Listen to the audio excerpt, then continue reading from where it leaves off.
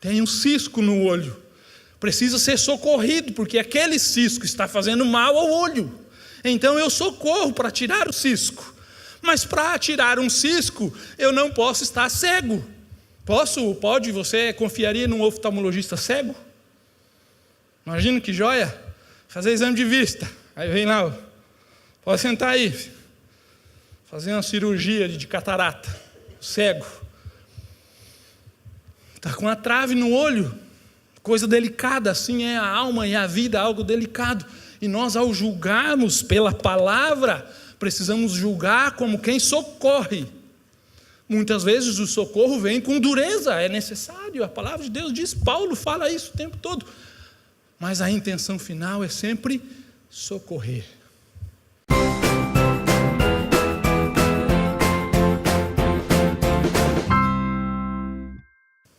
Mateus 7, a partir do verso 1. Não julguem, para que vocês não sejam julgados. Pois da mesma forma que julgarem, vocês serão julgados, e a medida que usarem também será usada para medir vocês. Porque você repara no cisco que está no olho do seu irmão e não se dá conta da viga que está em seu próprio olho. Como você pode dizer a seu irmão, deixe-me tirar o cisco do seu olho, quando há uma viga no seu? Hipócrita, tire primeiro a viga do seu olho, então você verá claramente para tirar o cisco do olho do seu irmão. Não deem o que é sagrado aos cães, nem atirem suas pérolas aos porcos. Caso contrário, estes as pisarão, e aqueles, voltando-se contra vocês, os despedaçarão. Irmãos, já está ali me entregando o tema, né? Digamos assim, um tema. Não gosto muito de pôr um tema, mas hoje pus os discípulos e o julgamento. Julgo ou não julgo? Porque nós temos vivido hoje numa época de extremos, né?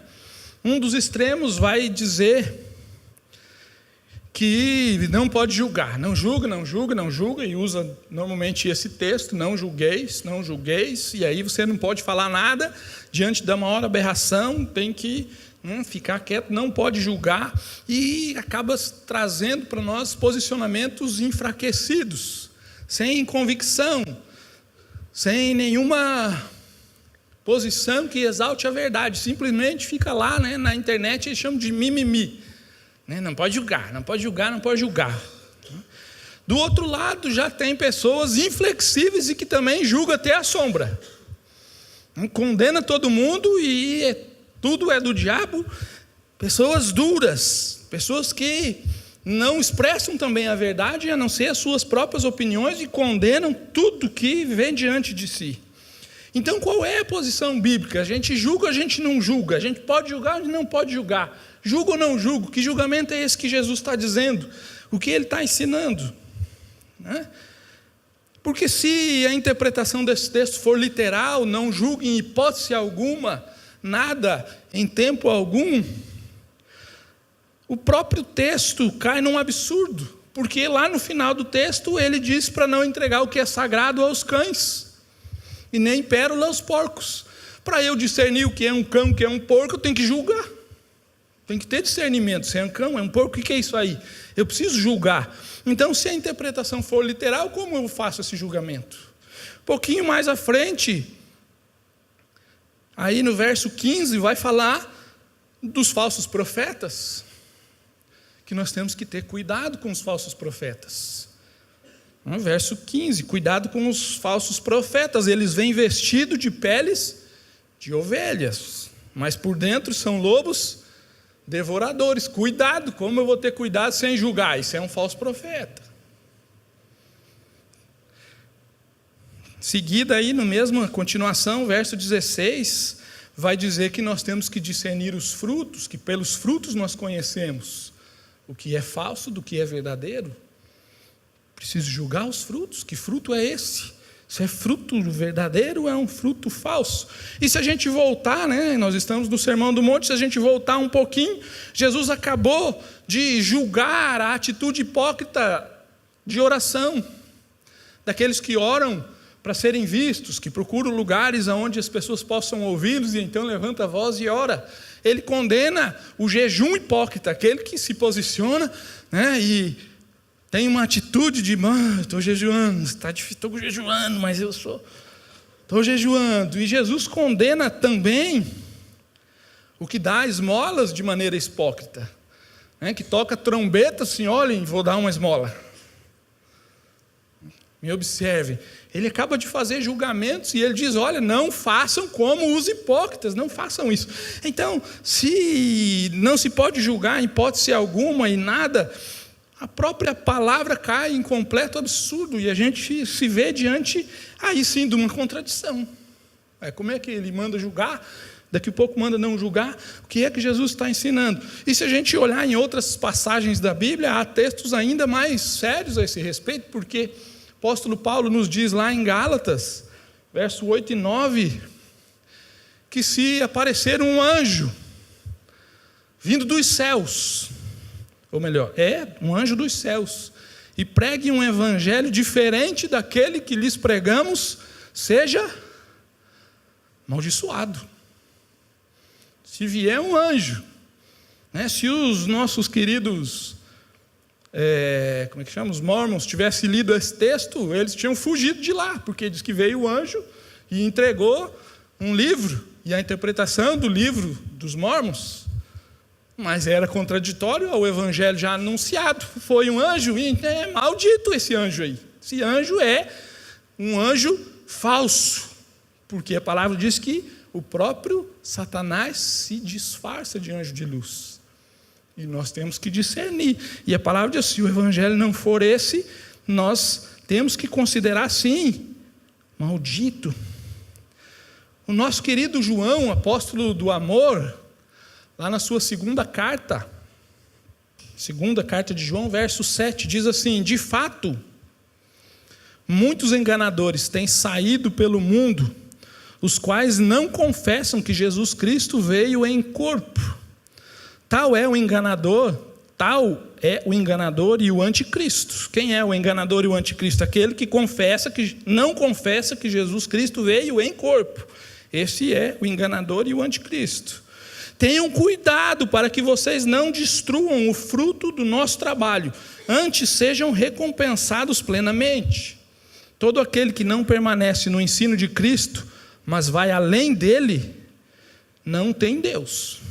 Quem permanece no ensino tem o Pai e também o Filho. E se alguém chegar a vocês e não trouxer este ensino, não o recebam em casa, nem o saúdem, pois quem o saúda torna-se participante das suas obras malignas. Coisa séria, né, irmãos? Se alguém vem com um ensino que não é este, de que Jesus Cristo veio em carne para nos salvar, para pagar o preço do nosso pecado, para nos justificar, se alguém nega esta verdade, o que nós temos que fazer?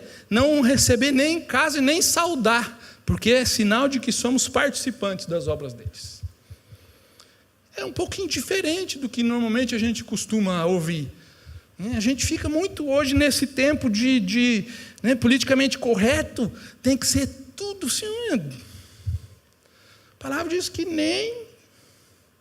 E quando é dentro da igreja, o texto ainda é mais incisivo, porque quando Paulo começa a tratar lá os coríntios com os adúlteros, com os promíscuos, com os mentirosos, ele diz, eu não quero que vocês convivam com essa gente. E aí Paulo, eu não estou dizendo os de fora do mundo, porque senão eu teria que tirar vocês do mundo. Como é que vai deixar de conviver com esse povo? Não dá.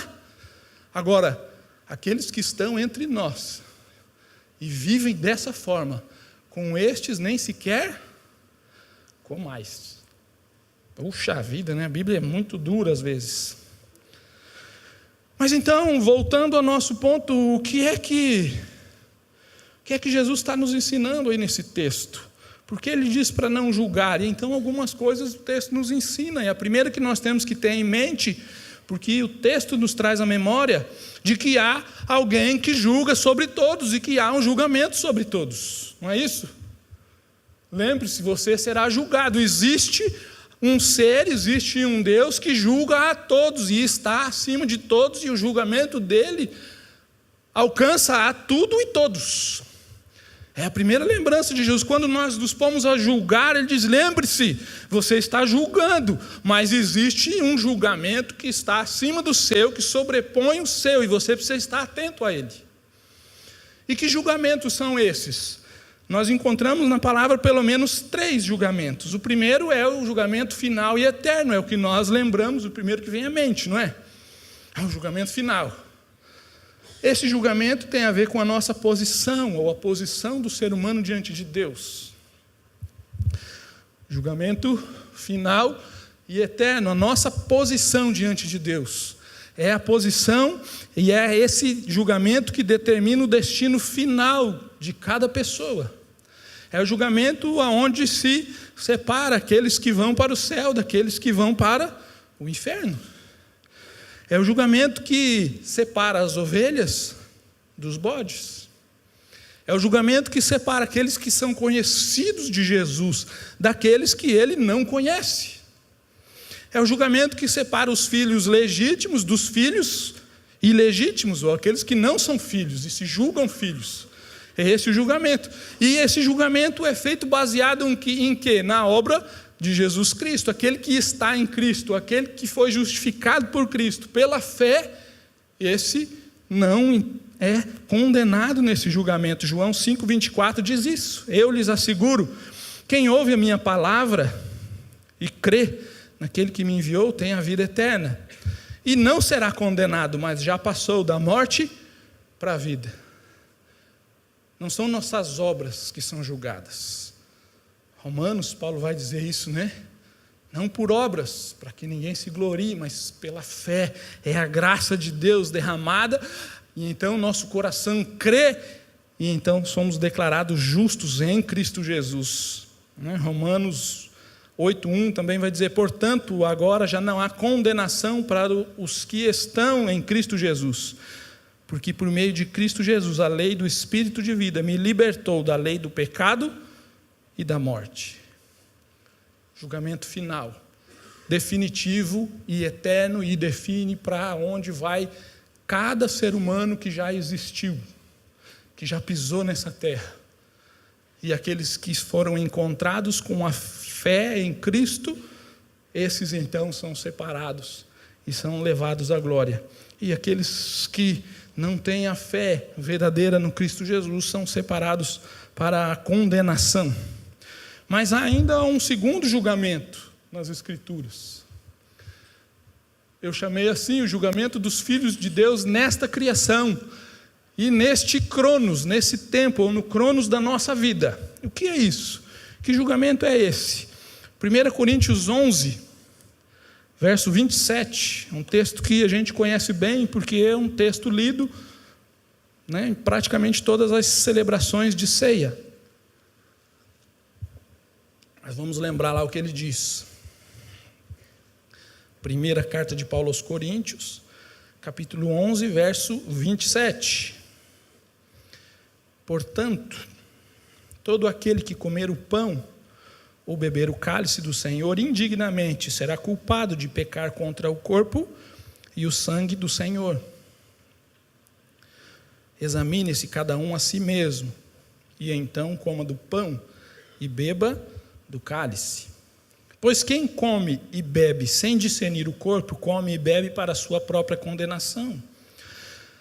Por isso há entre vocês muitos fracos e doentes, e vários já dormiram.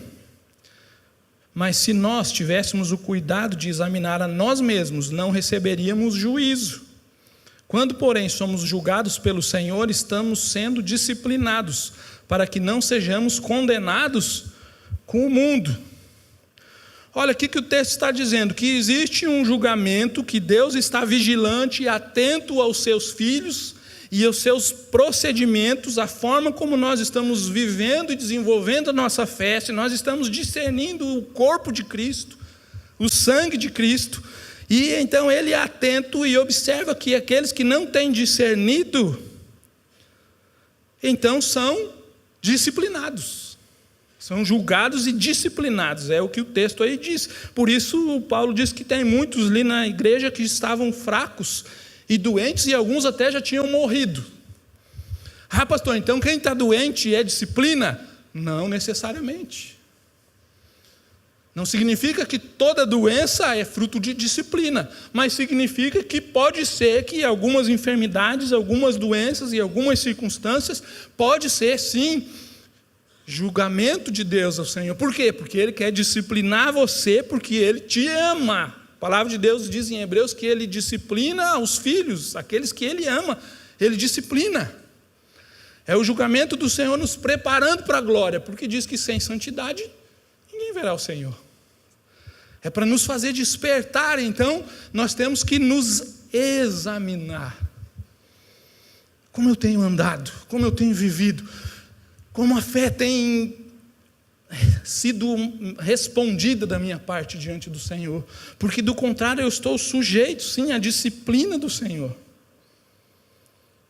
E na verdade nós entendemos lá em Hebreus que quando nós não temos provações e disciplinas, é que nós também temos que abrir os olhos. Por quê? Porque Deus disciplina quem Ele ama. Os filhos bastardos não são disciplinados. Vai tudo bem, a vida vai ótima. Não tem provação, não tem doença, não tem nada.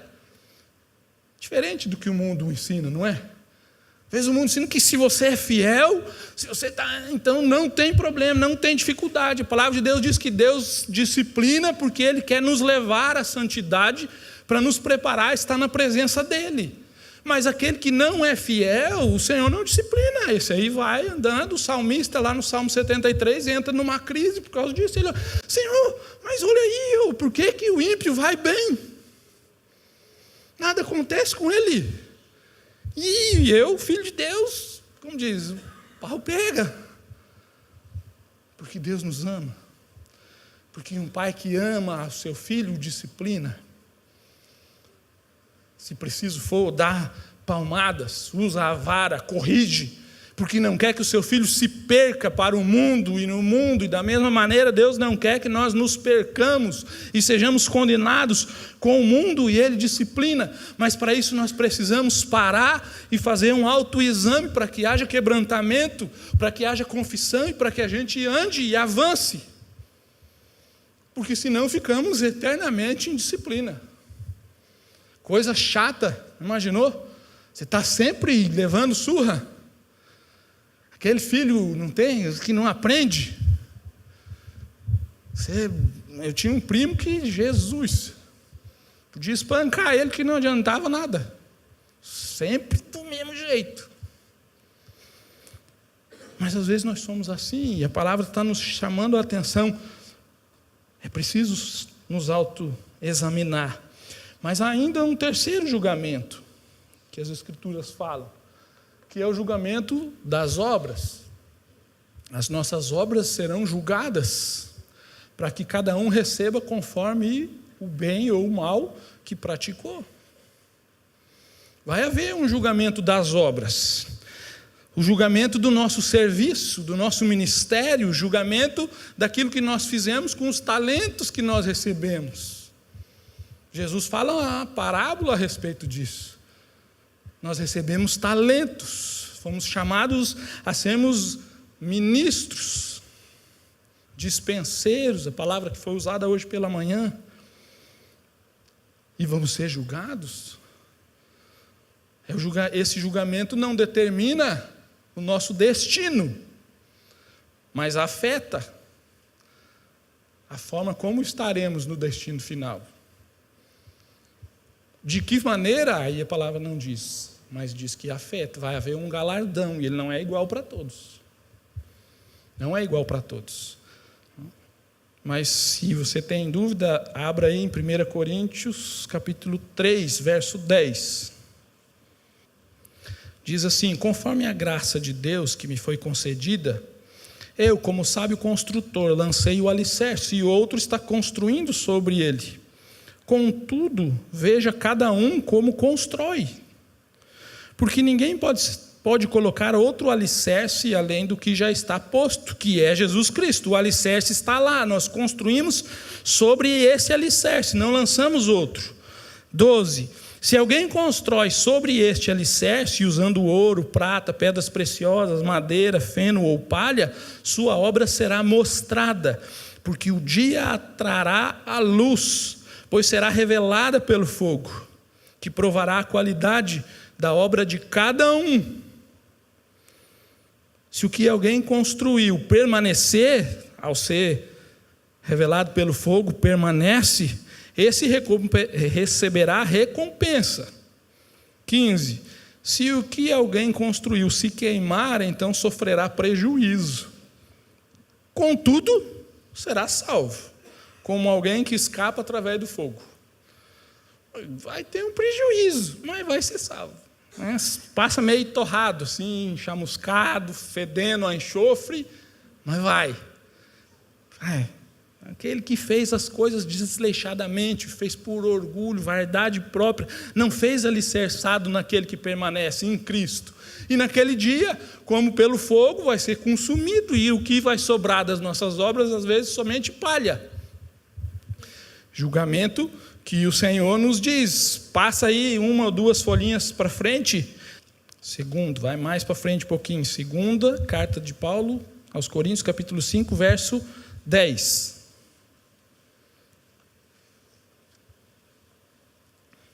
Pois todos nós devemos comparecer perante o tribunal de Cristo, para que cada um receba de acordo com as obras praticadas por meio do corpo, quer sejam boas, quer sejam más. E lá em Romanos ele também vai falar um pouquinho mais disso, mas nós vamos pular Romanos porque já ficou claro, e nós precisamos entender que vai haver também esse julgamento das nossas obras, daquilo que nós temos feito, e aquilo que nós temos feito, se temos feito sobre o alicerce que permanece. E se não temos feito, a palavra também nos diz que aquele que pega o talento e enterra será julgado. Ou terá que apresentar-se diante do tribunal de Cristo. E de que maneira nós temos feito as nossas obras, ou se é que temos feito. A palavra de Deus não nos deixa uma condição de passividade. Deus não nos chamou, irmãos, para sermos passivos e ficarmos numa atitude como a do pagão, que se apresentava diante de um ídolo e ficava lá e beijava e fazia sacrifícios, e então voltava para a sua vida e vivia da forma que bem entendesse. Quando ele precisava de alguma coisa, não vinha chuva, ele estava preocupado com a plantação, ele ia lá e sacrificava e fazia alguma coisa. Esse é o pagão que vive assim. Na obra do Senhor nós somos chamados a sermos participantes, a sermos embaixadores.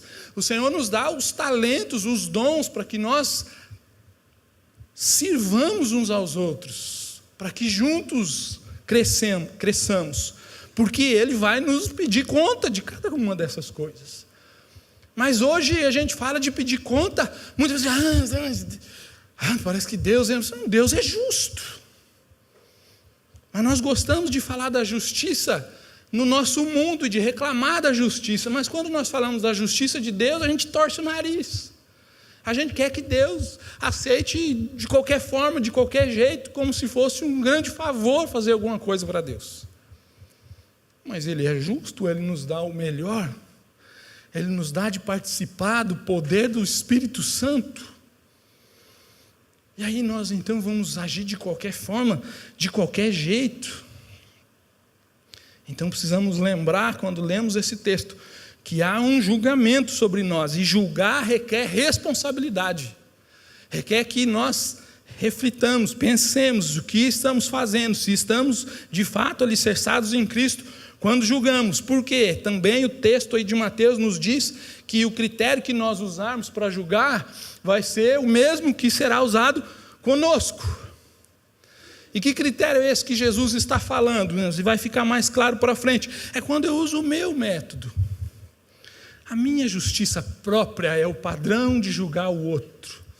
É quando eu julgo a minha justiça pela injustiça do outro. Então eu, ao ver a injustiça do outro, me alegro porque eu me sinto justo.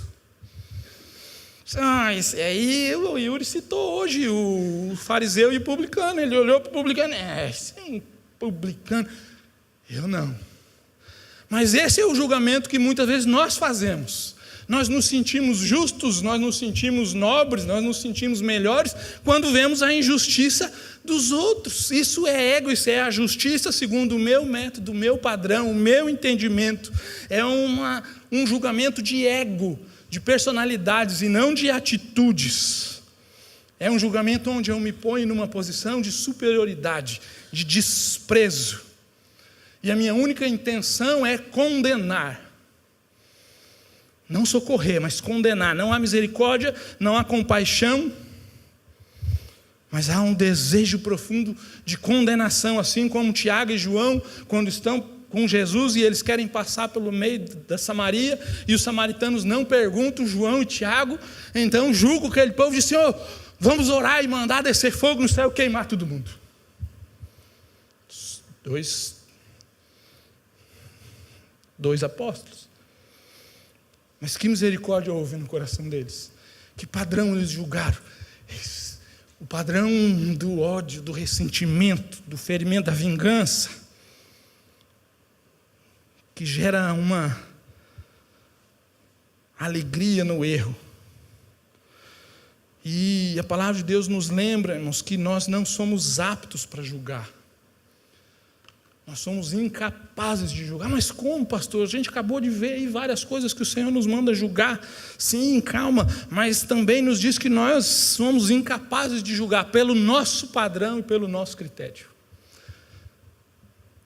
Nós somos suspeitos. Romanos vai dizer que quando nós julgamos os outros, nos tornamos inculpáveis, indesculpáveis, porque nos condenamos naquilo que julgamos, visto que praticamos aquilo que nós julgamos. Somos indesculpáveis. Na linguagem jurídica de hoje é a suspeição, não é? Se o juiz ele tem algum relacionamento com aquele que vai ser julgado, ele se declara suspeito. Eu não posso julgar. Como eu vou julgar? Eu sou parente, ou nós temos negócio, somos sócios. Então nós não podemos julgar. Por quê? Porque nós somos pecadores. Como eu vou julgar um pecador? Mas então não julgo. Veja o que Jesus diz, João capítulo 5, verso 30. Por mim mesmo, nada posso fazer, eu julgo apenas conforme ouço, e o meu julgamento é justo, pois não procuro agradar a mim mesmo, mas aquele que me enviou.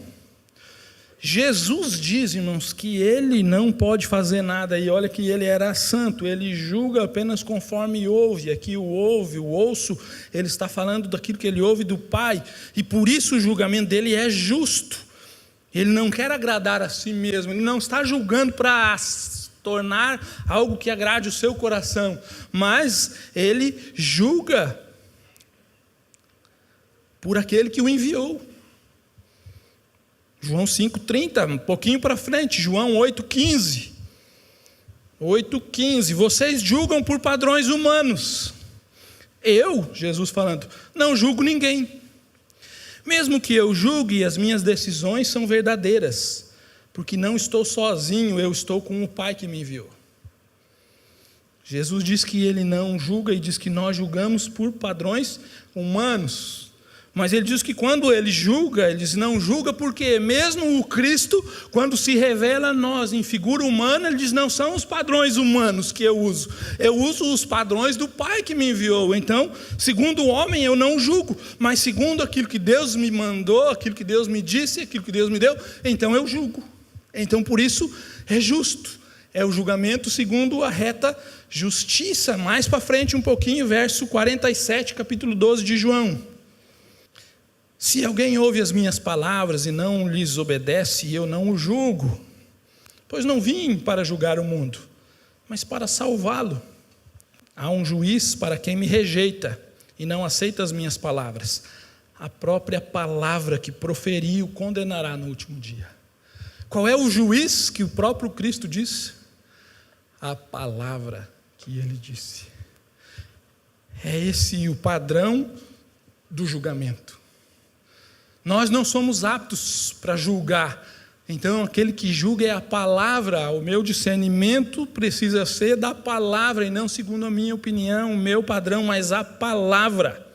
Esse é o padrão de julgamento da justiça reta. Mas o que o Senhor está falando aqui é que nós temos que discernir a intenção do nosso coração ao julgar. Porque muitas vezes ao julgar nós não estamos querendo produzir uma vida reta e santa. Simplesmente queremos condenar. Nós não queremos socorrer. Simplesmente queremos ter um sentimento próprio de justiça e prazer.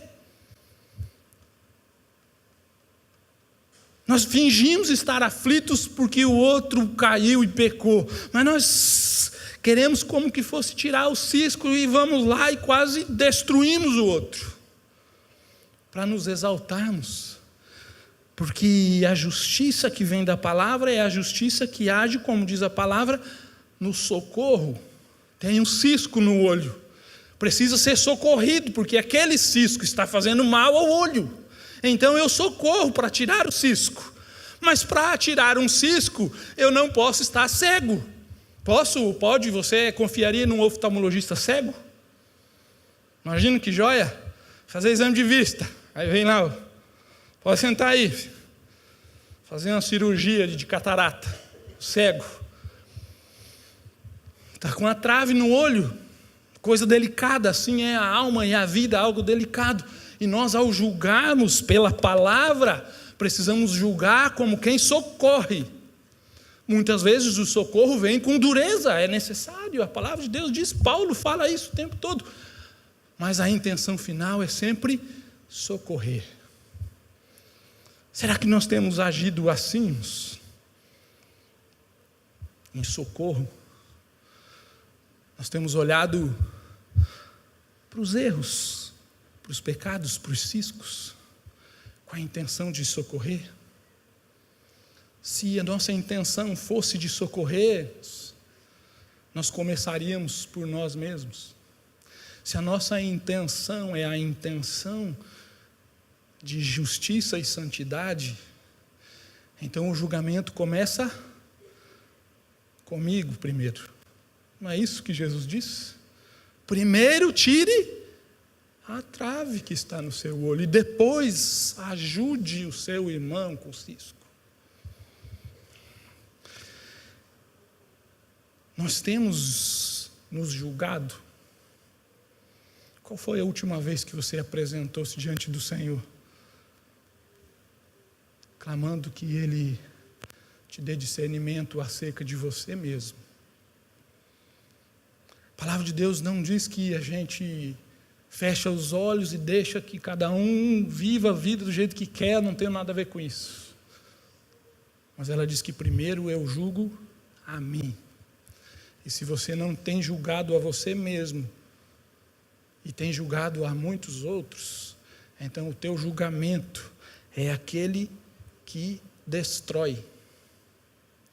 É aquele que vai tirar um cisco, mas porque está cego, arranca o olho inteiro. E não tira só o cisco. Ele fere, ele machuca, ele destrói, ele mutila. Porque não é o julgamento imparcial, injustiça, mas é o julgamento daquele que tem alegria em agir como carrasco juiz. Não, pastor, eu não faço isso. Pode ser, mas eu duvido. Porque se existe uma tendência do homem é em julgar segundo os seus próprios padrões. Será que temos buscado os padrões de Deus? Temos nos julgado, temos nos apresentado, clamado, Senhor, tem misericórdia de mim, porque sou pecador. Ou temos agido mais uma vez como fariseus? Mas finalmente esse texto ainda apresenta os cães e os porcos. Dá a impressão que isso aí está fora de contexto, né?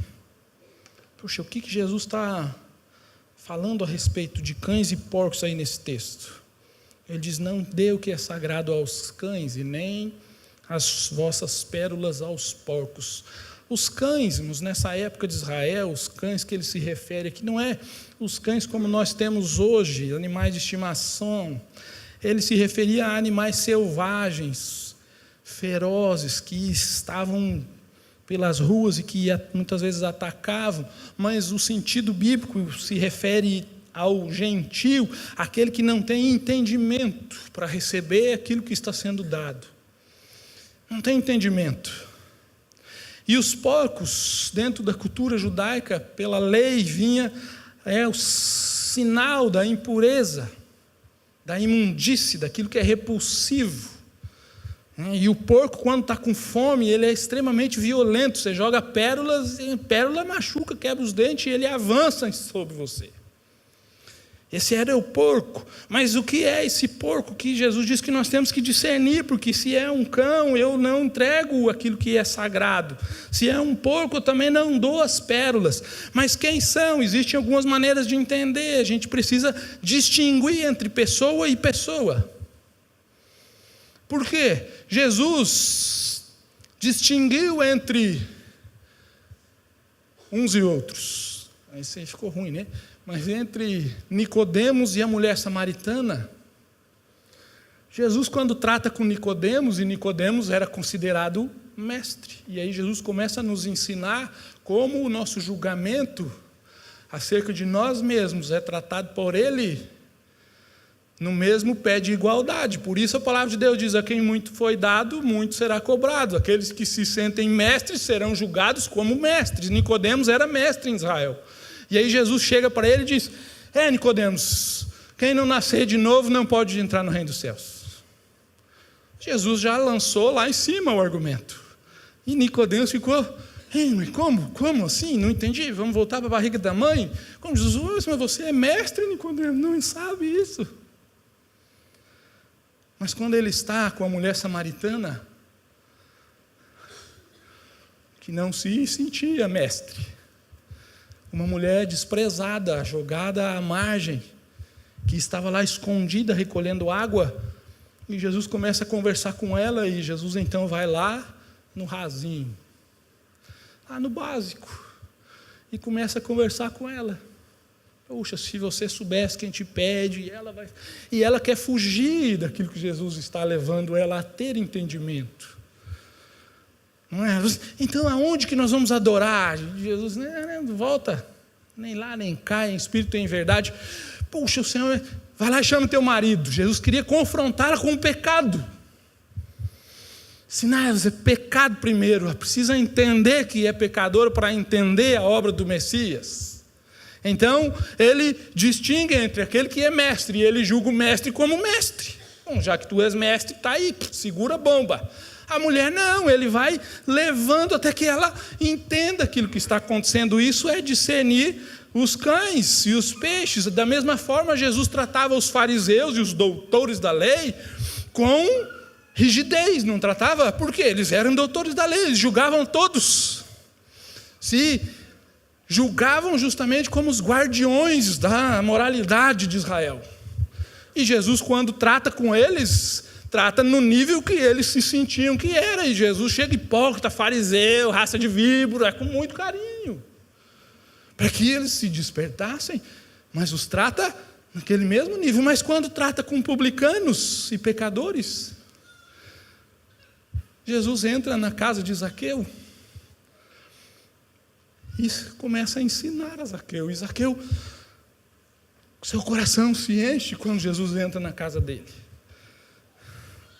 Jesus trata com Pilatos de um jeito e trata com Herodes de outro. Porque Herodes era um rei dentro de Israel. E Jesus simplesmente não fala com ele. Com Herodes, Jesus ainda lhe deixa como que uma faísca para que ele pudesse se agarrar. Se tu soubesses, ele disse: se do céu não fosse te dado autoridade, você não teria autoridade sobre mim. E às vezes nós não temos esse discernimento, e nós queremos tratar a todos e julgar a todos como se todos tivessem o mesmo entendimento. aqueles que estão começando, aqueles que estão recebendo a fé, e nós já queremos a perfeição, ou queremos que ele entenda todos os aspectos do ensino de Jesus. Nos falta sabedoria e entendimento. E aí, se a gente entrega aquilo que ele não está preparado para receber, ele rejeita, porque não foi conduzido àquele lugar. Agora, os porcos são aqueles que rejeitam tudo que é sagrado. São aqueles que tratam o que é precioso como algo desprezível. São aqueles que tudo que é sagrado os provoca raiva, ira, ódio. E tem pessoas assim, que tratam as coisas de Deus como algo desprezível. Só que hoje, se você falar que a pessoa espiritualmente é como um porco, pega mal, né? Mas está cheio de porco, fazer o quê? Tem pessoas que você leva o evangelho e ela rejeita e ainda fica com raiva de você.